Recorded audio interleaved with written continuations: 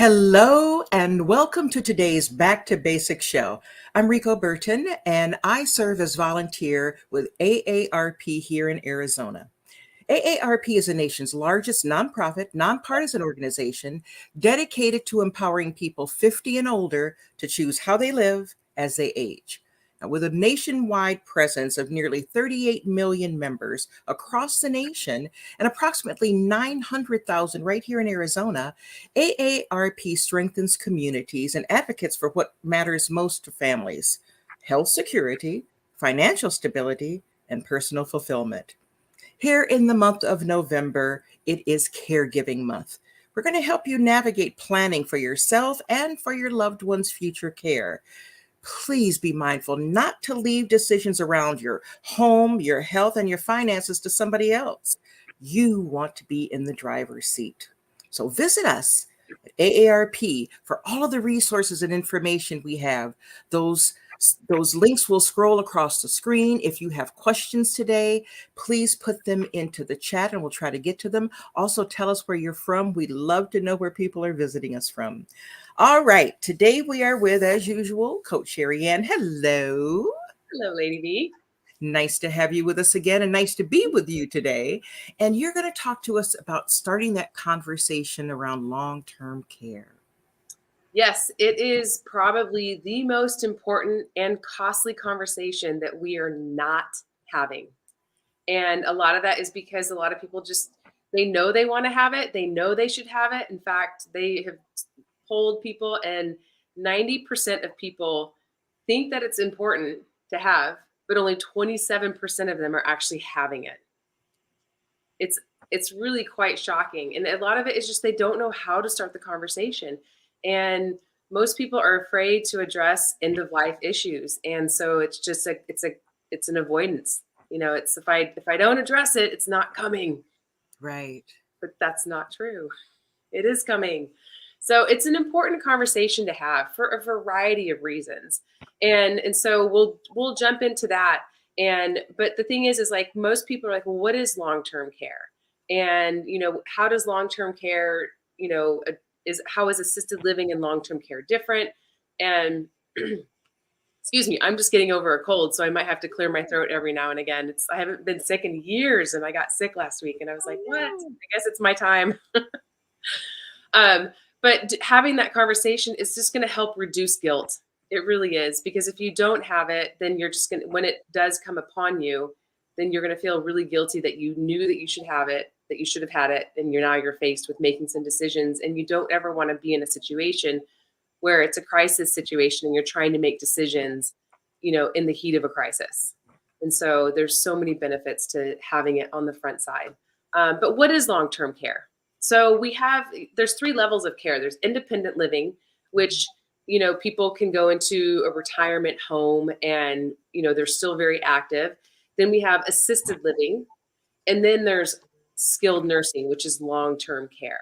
And so when you're in long-term care, you're really faced with things like you're not able to manage your activities of daily living, which are like bathing, cooking, managing your meds, paying your bills, getting around, transportation, managing your own wounds. So those are just activities of daily living. So if you can't do, and they reference them a lot, if you are looking at literature and you see ADLs, ADLs are activities of daily living. So if you're not able to manage those, that's when it's time to look at long-term care. Or if you have a chronic condition, or if you have a disability. So these are things that kind of push you into long-term care, whereas assisted living is you're still doing, like when we were talking 2 weeks ago, you're in a home and you're able to do a lot of activities because they have a calendar full of activities to be doing. So that's really the difference between assisted living and long-term care. Wow, some nice differences to make sure that we understand, because they do, like you say, there are different levels of it. Right. And you could, progress slowly through, needing, just assisted living where you're just needing a little bit of help to manage some things, to full on long-term care. So it can be a slow process, it can be a long process. And so it's important to be fairly engaged with your loved one, but also their doctor, and knowing what you're dealing with. So it's one of those things where it's important to start talking about it now, not only with your loved one, but also getting involved with their doctor. And so, because it can happen, like I said, it can be a slow process, but it can also be, a rather rapid process. And if you have, a chronic condition such as a mental, disorder, or you're facing dementia, and there's a whole host of issues, in the sense, not issues, but things that you want to address as far as long-term care and making sure that your loved one is in a facility that specializes in dementia. Hmm. So we do have lots of resources with AARP, and it's really lovely because we have the link going across the bottom, and so it's important to access those resources. So the biggest thing when you're wanting to have your conversation with your loved one, before you even go into the conversation, the biggest thing I encourage people to do is do your homework. Really do your homework as far as looking at different types of facilities, understanding what your loved one might need. And when you go into when you're thinking about having the conversation, number one tip is you need to think about who is to join this conversation. Do you have siblings? And do they still have a partner or a spouse? So you're talking about both your parents, you're talking about one parent. So you need to consider all that should join this conversation. And if you're going to need, if you're not close by and you're going to hire a caregiver to be on site and helpful, then that person should be a part of the conversation as well. But sometimes easing into that is really important because you don't want to overwhelm your loved one. So be thinking about who you want to join the conversation. And then you need to think about when is a good time to have this conversation. Because if it's a sensitive topic, you need to kind of gauge your loved one and knowing how they're going to receive it. You need to think about the time of day. I'm always a big proponent of having conversations that require some mental fortitude to be in the earlier part of the day, so it doesn't disrupt sleep and impact other things, late at night when you're trying to calm yourself down. So I'm a big proponent of having the time of day as being earlier in the day. And then you need to think about where you want to have this conversation. Or do you want to take your loved one out to eat? Do you want to do it in their home? Do you want to, so it's thinking about the environment that you're actually having the conversation in, because you want them to be comfortable to have this conversation. So sometimes doing it in the home is the most important and not taking them somewhere. But then again, some people are very comfortable being out in public. And so think about, where you want to have this conversation. And then you need to think about what should be talked about. And that's why it's important to do the homework as far as what you want to talk about. And the biggest thing I can encourage people to do is ask your loved one, what matters most to you at the end of life? And your face says it all. It's a question that we don't even ask ourselves. And it's not a question that typically gets asked. And when I say those words, what matters most to you at the end of life? Most people will have this visceral response in the sense of their heart rate increases, and they almost start thinking, I don't even know. Most people haven't even paused to think about what they would like at the end of their life. Is that something that you've considered? Yes, it is. Have I gone deep into it? Not a lot, but I certainly, and more, I think my thought has been more spiritual than it has, what do I want my life to look like at the end of life? I want to go to heaven. That's what I want. And to consider these other things I know is important, and probably conversations I should have with somebody. But it made me think of a question I want to ask you. Yes. You talked about going out and having conversations and decide where this should happen. Should the question that you just asked, what do you want your life to look like at the end, near the end of life, be something that you ask before you have the conversation? Should we say, Mom, Dad, I'd like for us to talk about down the road, what your healthcare looks like and how we can best assist you. Would you think about these things? And then when we get together, we'll talk about it. I'm just wondering if people feel blindsided if you decide to take me to Denny's and then you just ask me where you want me to put you. Well, I always tell people when you're wanting to have a conversation, and you need to go into it with an open mind in the sense of this is a continued conversation. This isn't going to be we're going to have a conversation then have a result. It's a continued conversation. And I always encourage people set the ground rules, set the sandbox, like explain what it's going to be. Like, hey, there's some things that have been on my heart that I really am concerned about and I want to share with you. And I just want to start the conversation, about what end of life is going to look like. And you don't steer it, you just kind of lay it out and then you kind of let it unfold with the understanding that this is going to be a continued conversation until we kind of have all the nuts and bolts figured out, because there's a lot that goes into figuring out end of life. Do you want to be at home? Do you want to be at home and comfortable? Because if you put someone in a long-term care facility and they decide like when end of life is here, I would like to come back home and finish life at home. I don't want to be in the care facility. There's all these, moving parts. Like that's the very, very end. But, who do you want to be making the decisions if you are deemed incapable? Like, is it us kids? Is it one child? Do you want palliative care? There's so many things. And so there's just so much that goes into deciding long-term care and end of life that it's a continued conversation. So to answer your question, it's important when you start the conversation of like, hey, these are some things that are weighing on my heart that I would like to discuss with you because I love you and I want, for you to have the most fulfilled experience, all the way through to the end of life. And it's a challenging conversation because you have to address end of life, and I've had these conversations with my parents. They're only in their 70s and they've got probably 15 to 20 years left. And, I'm like, hey, but let's think about when as things are progressing through life, what you want it to look like. But yeah, what matters to you the most at the end of life? I think that is one of the most wonderful questions that you can ask to make them feel like they are part of the conversation.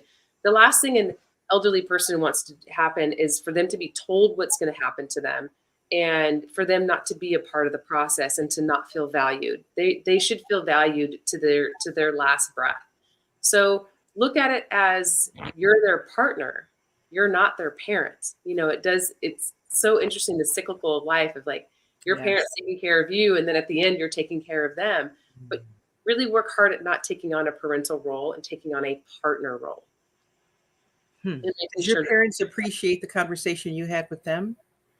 Yes. And I think a lot of that was because I stood beside my dad as we took care of his parents. I helped just be a supportive role to him as we walked with his parents through their end of life. I was with both my grandparents at separate times when they both took their last breath, and they're holding my dad's hand as he cried. And so it just prepared me for how I want to be able to be there for him and to give him, his most fulfilled end of life experience as possible. So yeah, I think it was a gift to be able to experience that because I think that as a society, we've really gotten away from multi-generational care. And it's so important and it's so beneficial for generations to help each other, having a multi-generational home, so we have 3 generations here. And I hope my parents are around long enough to have a 4th generation. When my grandparents were still here, I took my kids to go see them quite often. And it's, when you have 4 generations, I think it's lovely.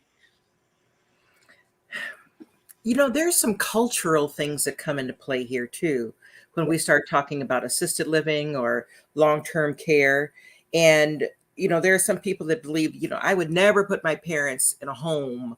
That's, I think, some of the terminology. I want my parents to be with me all the time. And you mentioned the word guilt. I'd feel guilty if I had to leave my parents in the care of somebody else. And that's a completely separate burden of thought.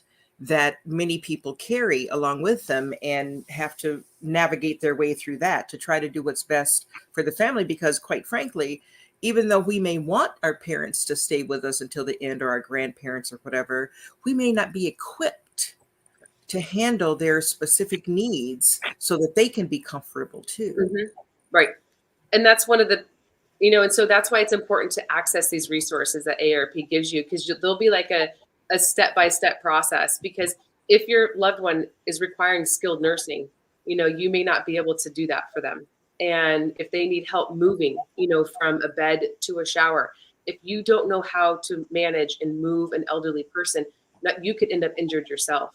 Mhm. And the caregiving link that we have up is also gives you tools on how to help yourself, because as a caregiver, most caregivers forget to take care of themselves because they're so busy giving care to their loved one. And it's so important that you take care of yourself, not only physically but also emotionally and mentally.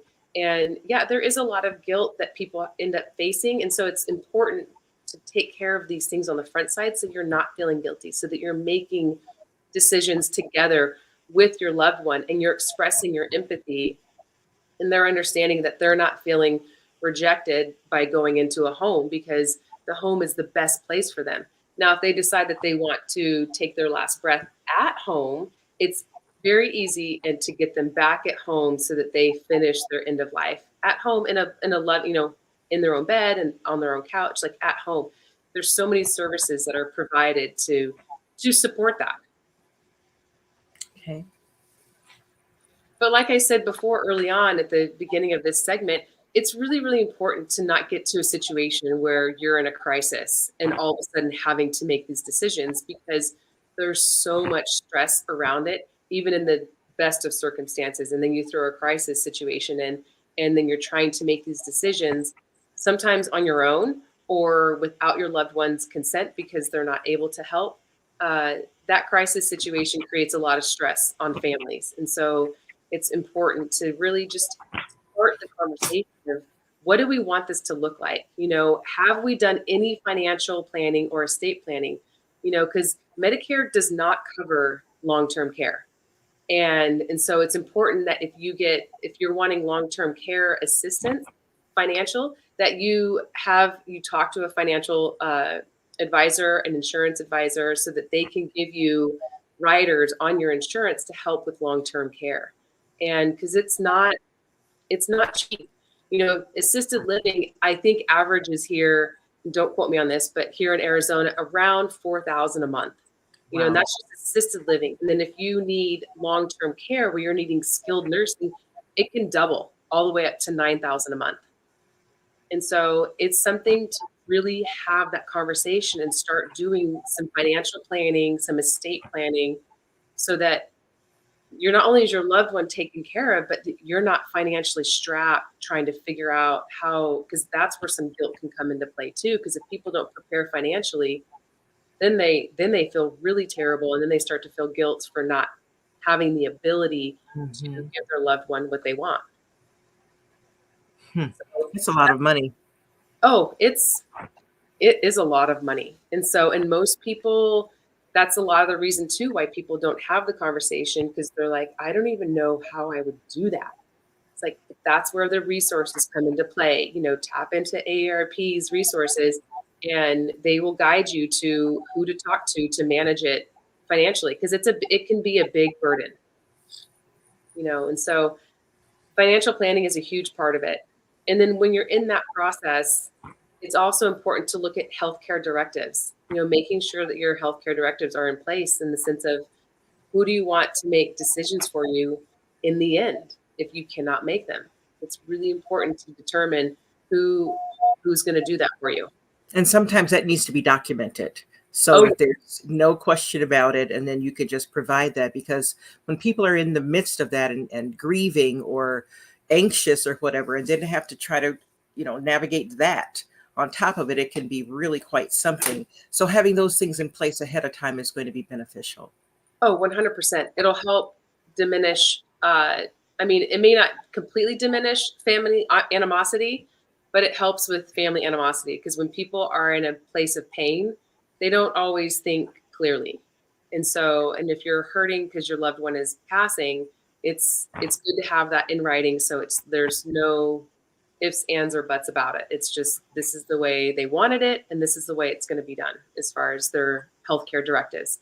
And your doctor is fully capable of helping you navigate that and figure out how to do your healthcare directives.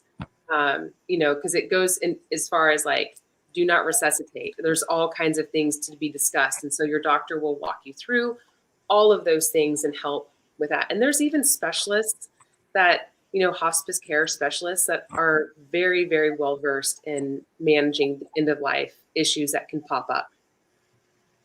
Hmm. Because it's a touchy subject, and one of the, when you're talking about what do you want, what matters most to you in the end of life is along those, like part B, is if you become ill, what do you want? Best of circumstances, what would you like your end of life to be like? And then sometimes worst, circumstances. What if you become very ill? And what do you want that to look like? So it's important. And then discussing with them who they want on their healthcare team, involving them and having some empathy. Like I said earlier, being partners in this. You don't want to be a parent. So be a partner and ask them who they want on their team, their healthcare team, because that's going to include not only their doctor, could be a particular nurse, style of nurse, could be, children, could not be children. I can So only imagine what some of that must be like, though, in the parent's mind, to think that as much as I want my child to be the one to take care of me, to bathe me, because there's some pride issues that go along with this too. You don't want other people seeing you, in your most vulnerable states, but at least you may, you feel like my family loves me. And so if they have to clean me or do something, it's going to be done with love versus somebody else that doesn't care anything about me. And then you may feel also like, well, I don't want to burden them with having to do that. I know they'll do it because they love me, but is it selfish to ask them to do that because I know that they may not have the time to do it, the emotional bandwidth to do it because it's hard on them in the middle of this. So my goodness, I can only imagine what goes through the parents' mind and through the children's minds about this whole thing too. Wow. well, and if you have the ability and the financial means to have an in-home nurse also helping you with the end of life, like, I mean, there are people out there that have that ability. My great aunt, she is 91.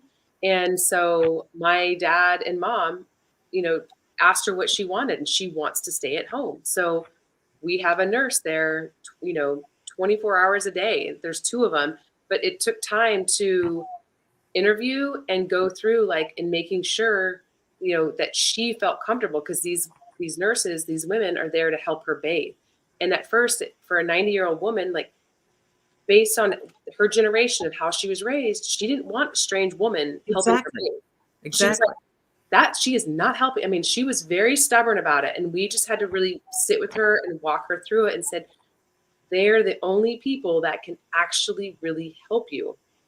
We don't have the ability. We don't have the skill set to, and they helped us totally revamp her home, get rid of rugs so she wouldn't trip, like make her home safe. We put all kinds of bars up.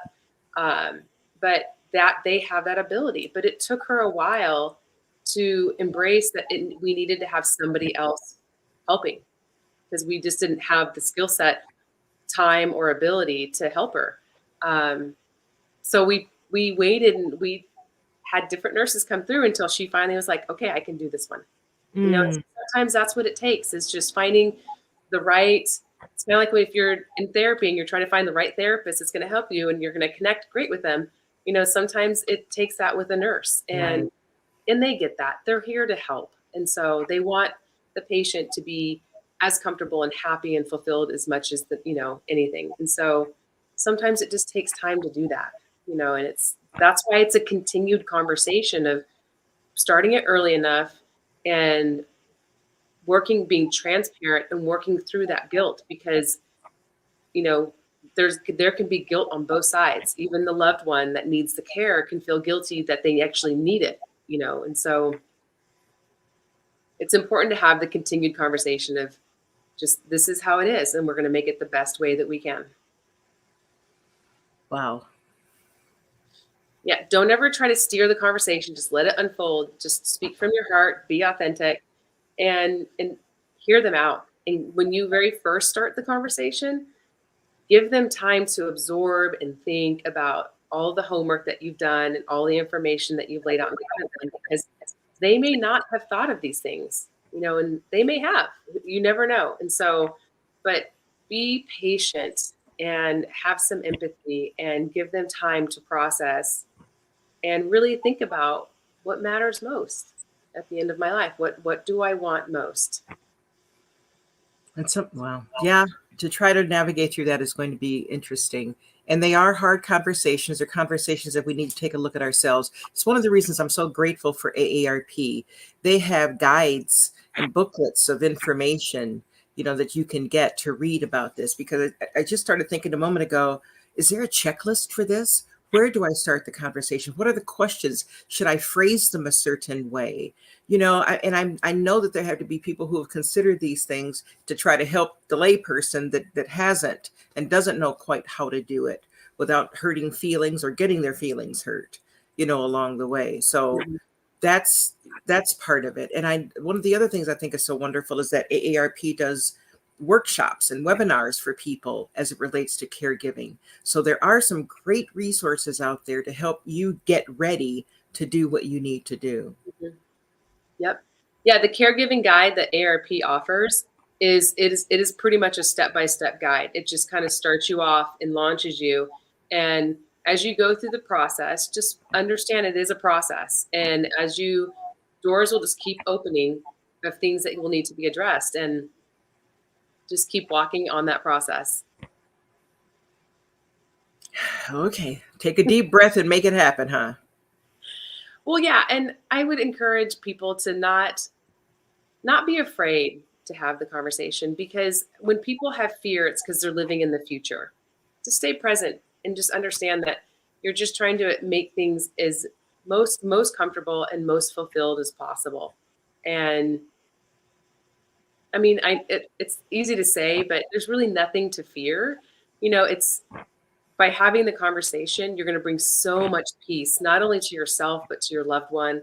And having that peace is a wonderful thing. And so stepping into that fear and moving through that fear will be a gift, because bring peace. Well, eventually, but I think you probably have to go through the storm before you get to the peace. Because once these questions come up, there's going to be a lot, perhaps, that will happen to you emotionally that you're going to have to now consider, things that you hadn't before. And, the preparation that will have to take place to put you in a position to have hopefully what you want as you're, going through your life near its end. And something else is very true, and I've seen this happen twice that I know of for people that I know, is that it's not always about your age. We talk about our aging parents and the rest, but I had a friend, she's transitioned now, in her 40s, who ended up with an autoimmune disease, and her mom had to take care of her.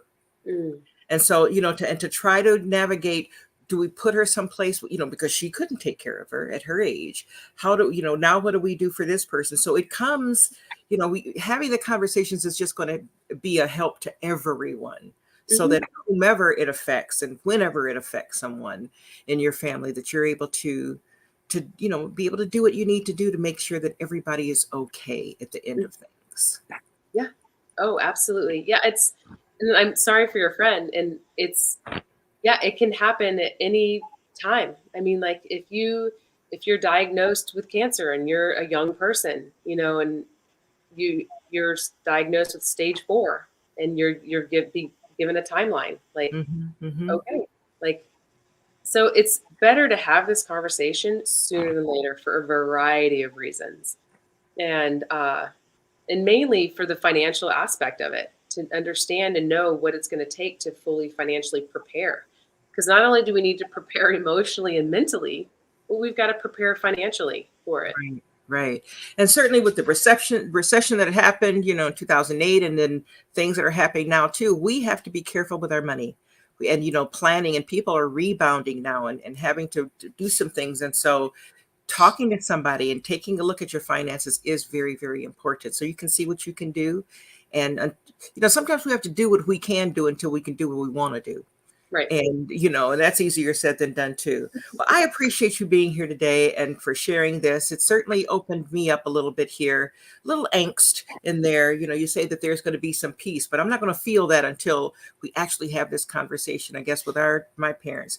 I praise God. My mother is so vibrant and so sassy and so everything, and I'm so grateful to have her. And I know most of us are with our parents and our loved ones, but be prepared. Let's find ourselves prepared. AARP is here to help, to navigate through some of these with the guides. You've seen some of the links that have come across the way. Take a look at the resources. Reach out to people who can help you and help others too by sharing this information with them. We're going to see you next time, and we're going to talk about eating smart and a little bit healthy during the holiday seasons. I hope it's going to be some good food, though. I don't want to... It's just eating smart and staying healthy. If you want to eat unhealthy through the holidays, like definitely, partake of some fun things. I mean, this Thursday, I definitely will be. I'll be eating a lot of good food this Thursday. All right. Well, we look forward to seeing you next time. We thank you for being with us. Until next time, take care. God bless. Thank you.